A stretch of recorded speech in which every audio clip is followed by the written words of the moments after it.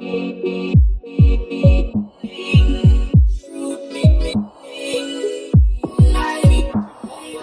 they did. It was stuck in review. I uploaded it. It was like 30-some hours. And I thought... Adam. I had stuff I needed to say. It got off my chest. Like people that don't return a fantasy football belt. Or pay their dues. Or pay their dues. I still don't have... I'm still missing 3 dues. That's just... 3 dues. That's unacceptable. But you two will walk out with your money this weekend. Because you two won money. And that's my problem, not yours. Right, I know. So, as commissioner, you shouldn't have to deal with that problem. I know. Hey, folks, we're recording. We're live, aren't we? No, we're not live, but we're recording. We're recording. Sorry, Charlie. Sorry. Sorry, Charlie. Now you know how we really feel on things. Yeah. Yeah, you ought to hear what we say when we aren't recording. Ooh. Definitely not PG-13. So's your mother. Don't make me stab this in your neck. With a pencil. I will stab you in the neck with a knife! So, folks, just so you guys know, he's never seen John Wick. That will change tonight after Teresa goes to bed. We're watching John Wick. I thought we watched it. I never watched it. Never. We're watching John Wick tonight. With I guess we're watching. Freaking pencil. We're watching John Wick tonight. All right, folks. So we just previously did a video on our 2022 Fantasy Football Hero of the Year. Go back and check out that video. I'm not going to give away any spoilers. If you want to know who it is, go to that video, watch it. Make sure you give us a like. Make sure you give us a subscribe. But most importantly, make sure you're going down to that comment section and participating. On all of these videos, we want to know what you are thinking.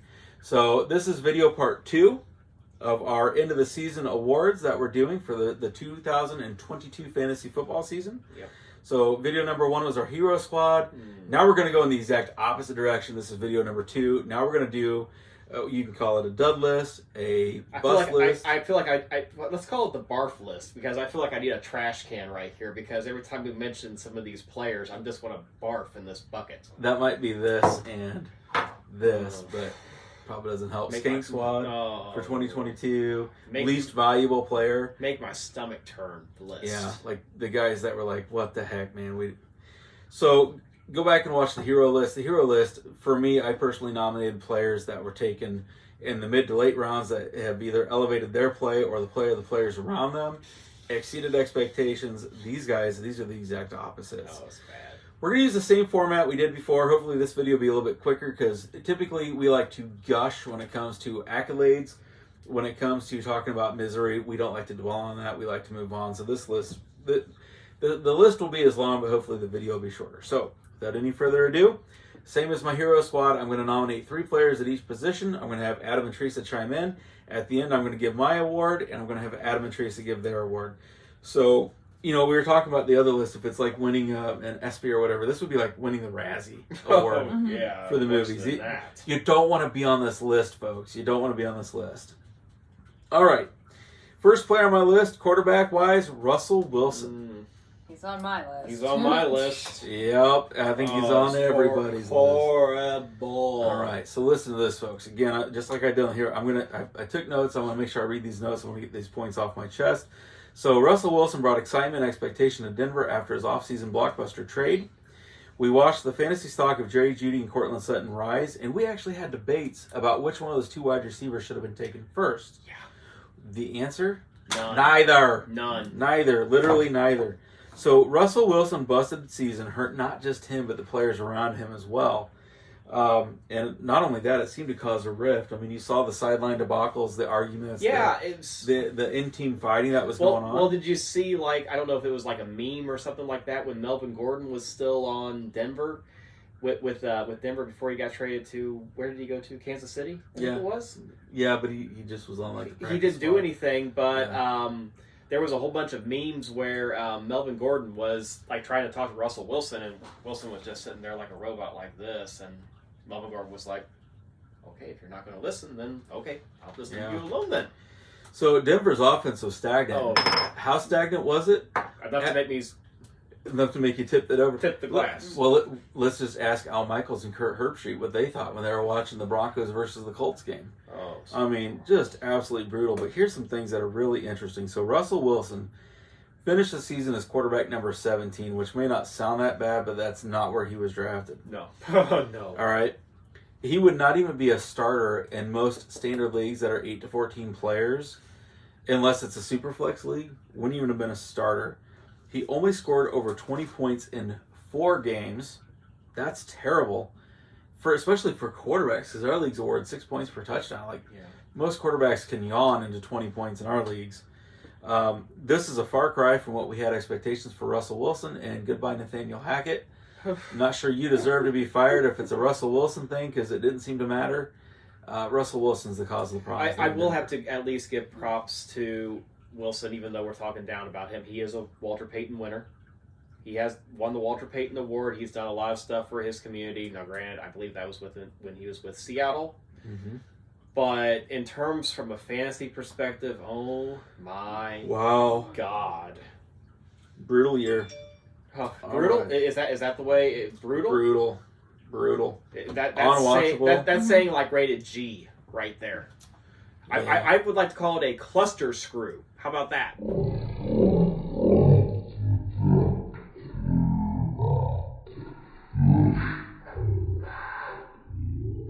How about that? Well, that's pretty PG-13. We can go with that. That's Yeah. fair. All right, quarterback number 2 on my list is Matthew Stafford. Now, I know he had concussions, but hear me out on this. So 1 year removed from a Super Bowl victory, they added Allen Robinson as a weapon for him. I mean, he was drafted as a starting quarterback in a lot of our leagues. He was drafted as a top 12 quarterback. He finished the season as quarterback number 34. 34, which is not even startable in 2 quarterback leagues. I mean, that's crazy. And if you really want to say what made him so bad, even before he got concussed, folks, he only had 1 game where he posted more than 20 points. I mean, 1 game over 20 points. That's terrible. That's bad. So Stafford is my number 2. Quarterback number 3, Kyler Murray. Kyler Murray. So if you are a fan of this channel, if you've watched our videos, we've talked a lot about Kyler Murray. We've talked about his issues with video gaming. So Call of Duty calls again. And his ACL did too. So, right? Kyler has been drafted as a top 5 quarterback in almost every single one of our leagues over the past 2 or 3 years. This year he wound up as quarterback number 19, which is not a quarterback number 1 in leagues that start the 1 quarterback. He only had 6 games where he scored more than 20 points or more, and that's ridiculous considering that rushing yards count for so much more than passing yards. 20 points for Kyler Murray should be a layup, and he only had 6 games where that happened. So, goodbye Cliff Kingsbury. Congratulations, Kyler. You cost your quarterback a job. And looking back on your season, maybe that 4 hours of study time should have been left in your contract as a clause. Just saying. Kyler Murray, on my list. Quarterback number 3 on here. I have to admit, I am beyond shocked with quarterbacks that you did not have the quarterback that I'm about to mention. Well, I mean, there's one quarterback that I've picked on so much on this channel that I feel like if I still keep picking on him, I'm going to get sued for defamation. Well, you know what? I'm going to say it anyways. Mr. Aaron Rodgers. Okay, we're going to pause here for a second, folks. I want you to look at the picture I'm about to put up there. All right. I've picked on him so much this season. He's only, from the fantasy season and playoffs, he only had 1 game where he threw more than 2 touchdowns. Mm-hmm. And then his passing yards, he never really even eclipsed more than 250. And then when you hear him just talking on the radio, he has that, like, I don't care about anything attitude. Yeah, when he's on the Pat McAfee show, it's the exact same thing. You totally catch it. It is. I can't listen to it. And I love Pat McAfee. I really do. Mm-hmm. But I can't listen to Aaron Rodgers. He just... Do you know why he's not on my list, though? Can I just be honest? Because if you've been watching this channel since even before the season started, yeah, it was bad. This year I was not high on Aaron Rodgers at all. No.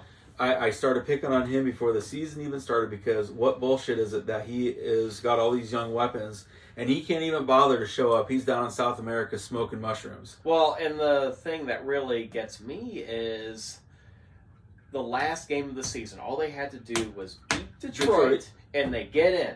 Mm-hmm. That's all they had to do. Winning in. Winning in. Couldn't even do that. I think we're just switched to R-rated. I let a bad one slip. Well, whatever. I don't care. But Aaron Rodgers does not bring out the best in me. But I will say, so that's reason number one. I was not high on him to begin with. Mm-hmm. Reason number two, he's not on this list for me is because, Joe, I told you before the season started that he was not going to be good, and we placed a bet, and I won that bet. So Aaron Rodgers sucking won me a six-pack. Thank you, AA Ron. That's the only thing you've ever done right in my books. That's what, 2 6-packs for you now? Yeah. There you go. Yeah, 2. Where'd the other one come from? You said it in the first video. Well, that's the same 6-pack. Oh, okay. Well, never mind. 6-pack. It should be a 12-pack then. Yeah. We had a bet, an over-under on total touchdowns that he was going to throw this year. And because Joe wanted to take him in one of his leagues, and I said, I think you're making a mistake. And, Yeah. All right, my RB1. Oh, do you have any other quarterbacks? Aaron Rodgers. Well, I agree with you 100% with Russell Wilson. I had him in the league that I was trying to defend my belt in. Thankfully, I had Geno Smith and Justin Fields on waivers there to pick him up, considering it was just an 8-person league. But, yeah, Russell Wilson, Aaron Rodgers were my... Well, I do have another one, too, but I think he falls in more like a fantasy trap or something else. But Deshaun Watson. A lot of people were still drafting him when they knew... So first, with Deshaun Watson, first he was going to be suspended for, I believe, 6 games. Mm-hmm. And then it got extended to 11 games. People were still drafting him. And then when he came back, he number 2'd the bed practically every game. That's just... So why in the world would you waste a draft pick on a quarterback that's not even going to play? You're practically going to be stashing him on. You're wasting a bench spot, pretty much, for somebody that you hope will show up in the playoffs, which he did not. And if you go back to our videos, I talk about that. I said there's no way in hell he's going to come back and play well. He hasn't been on the field. They didn't play at all last year and missed time the season before. You know, for me, you're not wrong. Again, he didn't make my list because my expectation wasn't high on him to begin with. Well, but you're not wrong. I didn't draft him at all. I stayed away, but this is just for basically anybody that did draft him with the thought that they maybe were going to get lucky. And the thing is, like, if you want to know my thoughts on wasting roster spots, go out to the fireside chat, the Barside chat, the very first one that the three of us ever did together, and I go into depth ad nauseum about my distaste for wasting roster spots. Those are so valuable, and Deshaun Watson was a waste of space. He was a waste. Yep. Teresa, who do you have? Quarterback? Anybody? Well, I had Russell Wilson and Aaron Rodgers. Yeah. Do you need me to say it for you? Willie! Willie!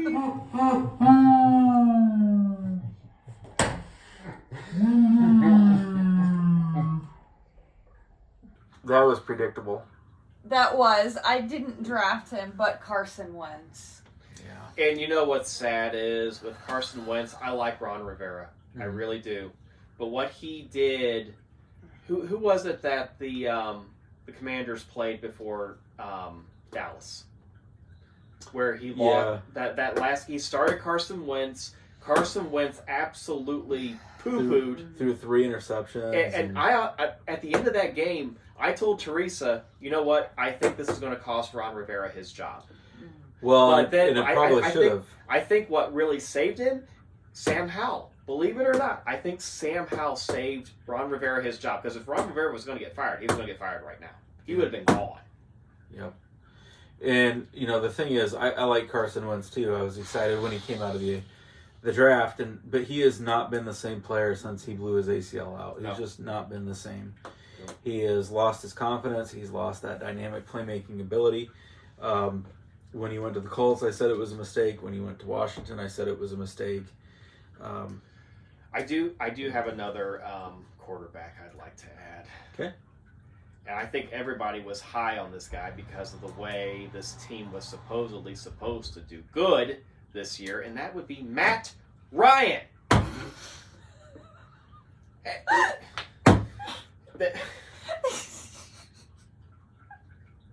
The Colts. I'm going to come hang out by you. The Colts. I told you about this. So Jonathan Taylor is supposed to be the number 1 running back. Matt Ryan is supposed to be the king of the check down. This notebook didn't do anything to you. And I don't know how many times Matt Ryan was throwing interception after interception after interception. It was just, I didn't draft him, thank God. But it was just a nightmare. Being a diehard Colts fan, yes, I have the Bengals hat on because I live in Cincinnati, but I've been a diehard Colts fan my whole entire life, and I actually drank the Kool-Aid thinking that Matt Ryan could actually help them out and maybe do something decent and maybe win the division, perhaps, but it didn't happen. And guess what? The Colts have number 4 draft pick, and it was a cluster screw. I could say something else, but I'm not going to, because from what I hear, Matt Ryan is a very nice guy, but this was just a disaster. I'm pretty sure there were lots of people in redraft leagues that drafted Matt Ryan thinking they got a steal, and guess what? You went and drank from the toilet afterwards. Probably with some number 2 in it. How did that feel? How'd that Are you done taste? with your rant? Yes, I am done. Rant done. Rant over. I'm good. Okay, Fine. you're good? Yeah. 'Cause- Yes, I needed to get that off my chest because it literally just popped into my mind. Okay. I don't think it just popped into your mind. No, it really I think did. clearly it's been lingering for a little while. Otherwise, it would... Yeah. Hey, Adam. My first running back on the list here for my duds of the year is Jesus. Jonathan Taylor. He was drafted as running back number 1. Was picked number 1 overall. Finished the season as RB number 33. I can't. I can't.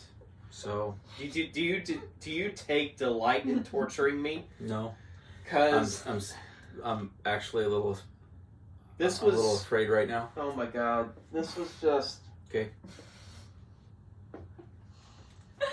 Give me those glasses over there. In 2021, he scores 17 total touchdowns. This year, his best week I think was week 1. You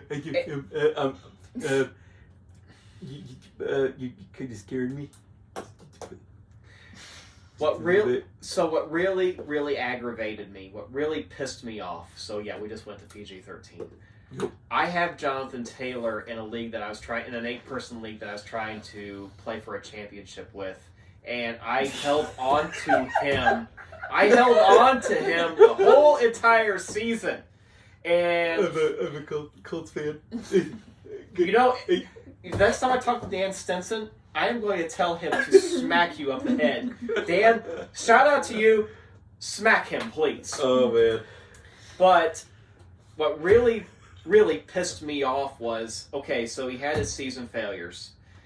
How about we start him with week 15 being the start of the fantasy football playoffs? Let's start Jonathan Taylor there. Against the Minnesota Vikings, mind you. What the hell happened there? He gets, in a game where the Colts lose the biggest lead of all freaking time. Okay, we just went to X. And Jonathan Taylor gets hurt like the 3rd play of the game. And I'm just like, son of a bitch! You've got to be kidding me! And Did you ever think I to thought, realize that your issues are not the players? Your issues are your owner. that too. Okay? No, that too. That is the sole issue. Oh my God. All right, we got to get this back on track. Yeah. Moving on. Thank My you. second running back on this list is Najee Harris. Right there with Average draft position of 1st round, 5th overall pick. Wow. Final outcome, RB14. Doesn't sound terrible. That's because he did everything towards like the last 4 weeks of Well, the season. that's just it. I mean, he should belongs on the Mr. Inconsistent list as too. But there was literally people during the season I had heard on the radio that they were literally thinking about doing like what I did with Ray Rice and CJ Spiller, dropping his ass. Microphone's picking that up every time you're doing that. Oh, I'm sorry. So I will say, and something about Najee this year, to me, actually, if I were you, turn around. Because if you were a Najee Harris owner, this would be the year that you were finally convinced that maybe the zero RB strategy isn't a terrible thing, right? You know, you look at Jonathan Taylor, who was drafted overall number 1 or number 2. Some players did draft Christian McCaffrey. Average draft position, Jonathan Taylor was number 1. Yeah. Najee was, right around that 5th, 6th pick. 6th round. But, so if ever there was a year that really kind of leads credence into one of your, I don't want to say it's your philosophy, but one of the things that you tend to dabble in. I remember to the very day Michael Fabiano said this was a zero RB strategist wet dream of a season. Yeah, and it really was. I mean, we knew that Jonathan Taylor wasn't going to reproduce what he did last year. No, but you would have at least thought double-digit touchdowns, at least. Would have hoped for it. But same with Najee. So, Najee's another player that I warned Joe about taking. I said that offensive line is terrible. They've lost their offensive identity because they don't have Big Ben. We don't know he's going to be running in stacked boxes. The only hope that we had for Najee is that what he lacked in quality, he can make up for in quantity. So we were hoping the volume game was going to be there, and that wasn't there either because that offense couldn't stay on the field. It was a disaster. So, yeah, he's my number 2. My third running back that I'm going to nominate is Clyde Edwards-Helaire. Okay. And this is one where he wasn't drafted early, but my notes on him, I'm just going to read verbatim off here. Well, not a first-round draft pick. You saw CEH finishing the season as RB number 46 on the year. And Isaiah Pacheco finishing the season as KC's RB number 1. Who saw that coming? This guy. You did. Go out to my early videos, guys. I said this was going to happen. I really thought that Pacheco was going to overtake him on the depth charts. He did. I will say, and I want to give kudos to you for getting him. So on my notes here, go back to my early videos and see me talk about this. But what I didn't count on was Jerick McKinnon's role growing so much in the passing game. So his Jerick McKinnon's role, I knew Pacheco was going to take the running work. Mm-hmm. I still thought Clyde Edwards-Helaire was going to be able to carve out something as that pass catching back out of the backfield. I did too. But that was Jerick McKinnon. I mean, CEH honestly was RB number 3 on his own team. He was. So I know he wasn't an early round pick, and I get that. But he was drafted so far above both Pacheco, who went undrafted in a lot of leagues, and McKinnon, who also went undrafted in a lot of leagues, that to me he makes the list. Yeah. At least he was drafted, and for a lot of the people who did zero RBs, Clyde Edwards-Helaire probably was drafted as their RB number 1 because they could get him late. Yeah. And they got no value for him. Right. So, I mean, whether you're screwing the players that take running backs early or screwing the players that tried the zero RB strategy, you screwed them either way, you're on my list. Yeah. As Chris Jericho used to say in WWE, you just made the list. You just made the list, yeah.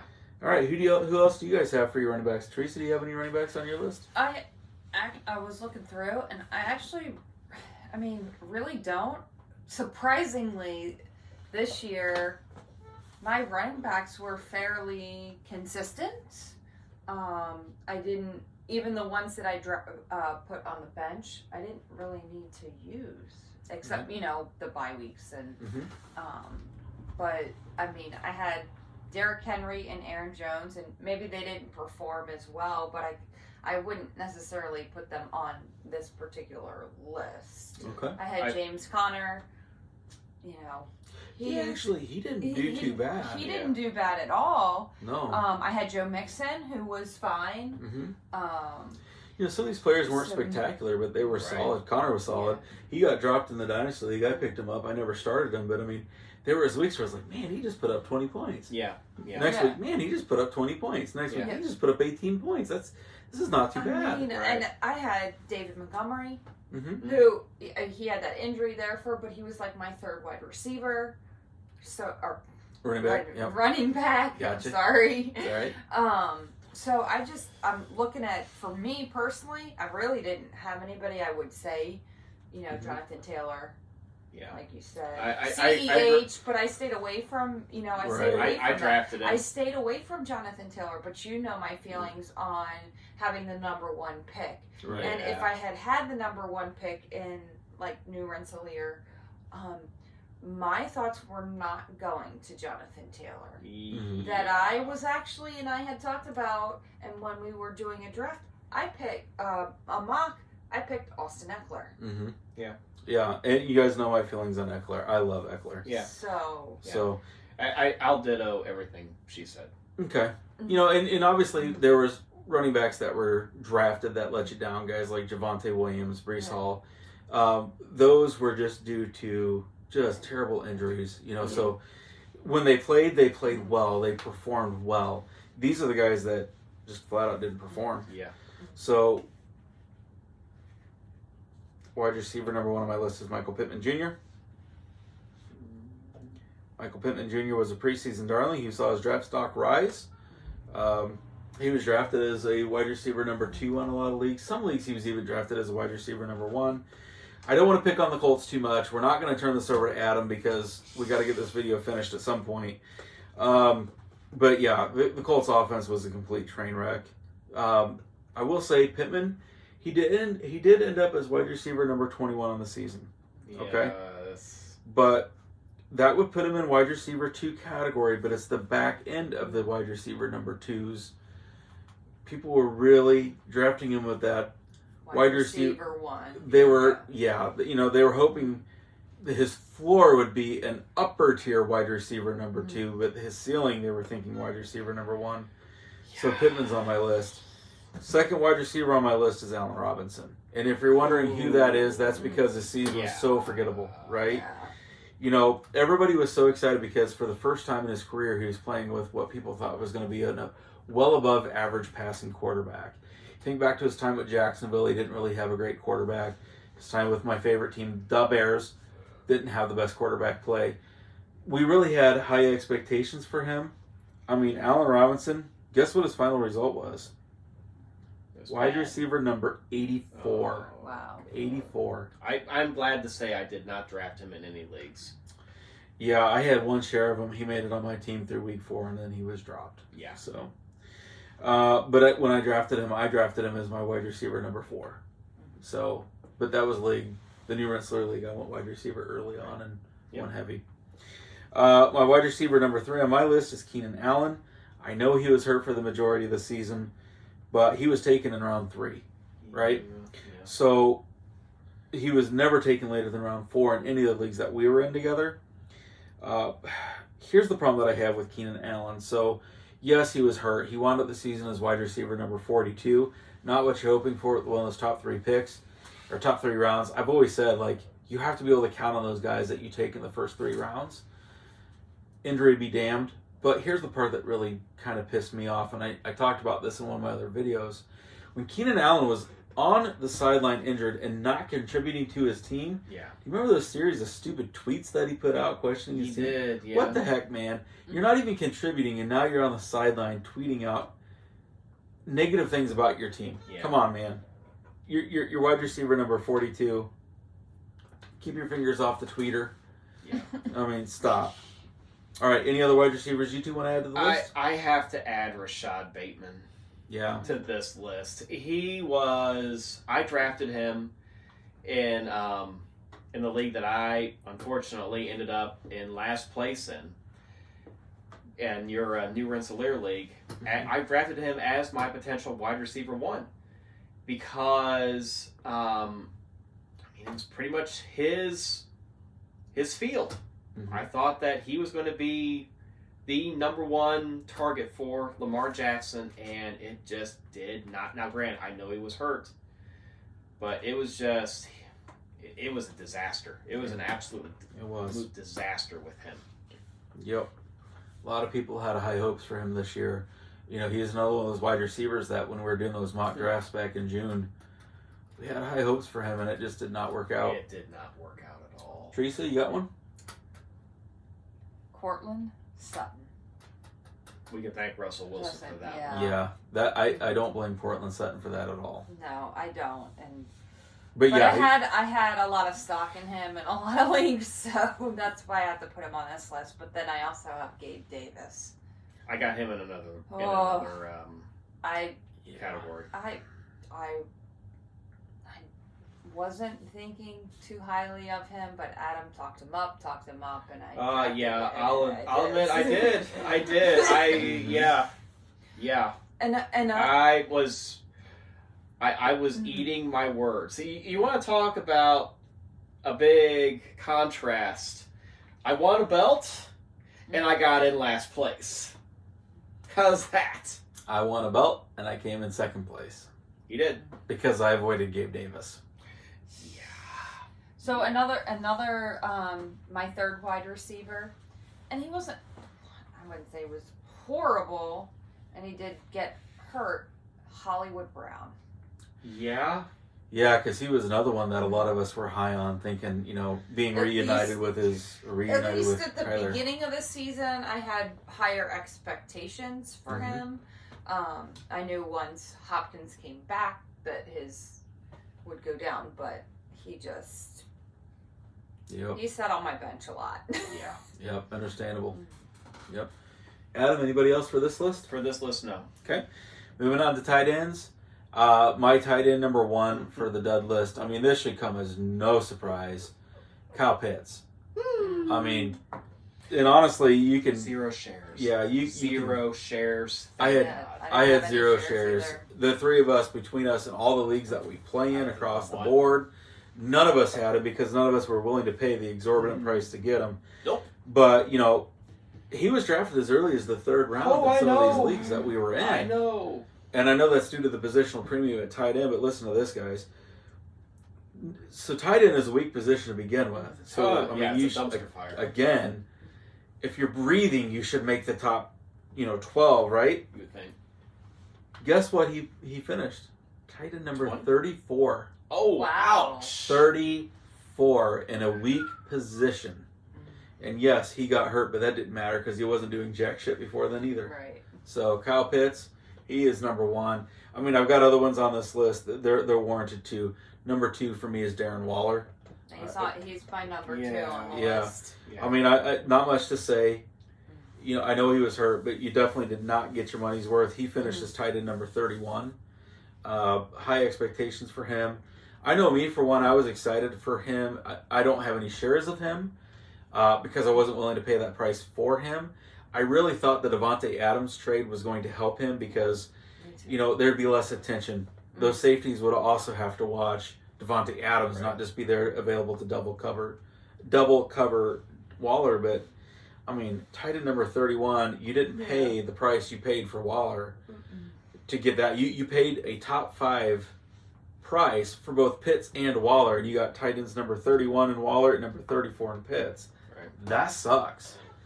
And then my third tight end for me is he was on my sleeper list, and I know you and I, there's another sleeper. I'm going to let you talk about him for your tight end, but for me it's Robert Tonyan. And for me, the reason that it's Robert Tonyan, so he finished as tight end number 19, which is completely absurd. I know he's coming off his ACL injury, but you think how depleted the wide receiver group was for Green Bay. Right. It wasn't that long ago he had double-digit touchdowns, already had chemistry, already had a rapport with Aaron Rodgers. If you drafted Robert Tonyan thinking Rodgers is going to have to pass to somebody, at least in the red zone especially, this is the guy that he'd be the most comfortable with. Right. Robert Tonyan should have sleepwalked his way into a top 10 finish at that position. Right. But no, he comes in as tight end number 19. I don't even know how that's possible. So, who else you guys got? Teresa, I know you got one that's near and dear to my heart. I will say in his defense, he picked it up towards the end of the season. Yes, he did. Was Cole Kmet. Yeah. Yep. I was banking on him as a sleeper for me. In the new Rensselaer League, how I went and did not draft a tight end at all, Which was so strange. Out of character for me, completely. And I took him thinking, oh yeah, getting Cole Kmet. This is, you know, he may not be a top 5 tight end, but I was hoping maybe top 10 or top 15. I'd be happy top 15 where I got him. So yes, he did kind of pick it up at the end there and everything, and maybe next season he might be a sleeper again, and whatnot. But yeah, it's making me rethink my redraft league again strategy. Am I going to go back to 3 tight ends next year? I don't know. I don't think there's 3 good enough ones. Yeah. So that's the issue I'm having. We'll see. You know, round 1, round 2, boom, boom. Yeah. And then we'll see how many runs you start across all the leagues with the tight end position. When I didn't even take one. But you will next year, I guarantee it. Yeah. So you won't let that happen again. Lesson learned. Who else do you got? The one tight end that I thought that just underperformed a lot compared to the expectation was Dawson Knox. He had 9 touchdowns previous year. He only got 6 this year. I know some people were drafting him as their tight end 1. Yep. And he had those games where he would get you a touchdown, but then the next week he would get you like 3 for 30 yards. Mm-hmm. That was it. And that was just... Well, that's not a good thing. I think the problem with Dawson Knox... I also know he had a family tragedy at the beginning of the year, and that's horrible. But from a fantasy perspective, I will have to say I think Dawson Knox definitely underperformed what fantasy managers thought they were going to get. Yeah, and I think the 9 touchdowns, you know, you think that he scored 6 touchdowns this year, 9 last year. It's only 3 touchdowns different, but the problem was it was a 3 touchdown regression when he was drafted, with people thinking he was going to have 3 more touchdowns. Right. Yeah. Like, you know, if he had 9 the year before, maybe he can get 12 this year. Yeah. And so now when you look at that gap, it's a lot bigger. Mm-hmm. Again, it's drafted versus it's the final results versus the expectations at the draft, not necessarily on last year, but yeah, because everybody was thinking like, dude, this guy's coming on. That next year's going to be his year. He wasn't. Yeah. All right. So I promise you I will not do this again. This is the only category across all of these where I have a tie. In every other category, I have a clear-cut winner. But I have a tie because there's 2 guys that, to me, just really, since we've gone there, I'll just say it really shit the bed. And they were both so equally god-awful horrible that I can't pick between the 2 of them. So drum roll, please. The biggest busts for me this year, it's a tie between Jonathan Taylor and Russell Wilson.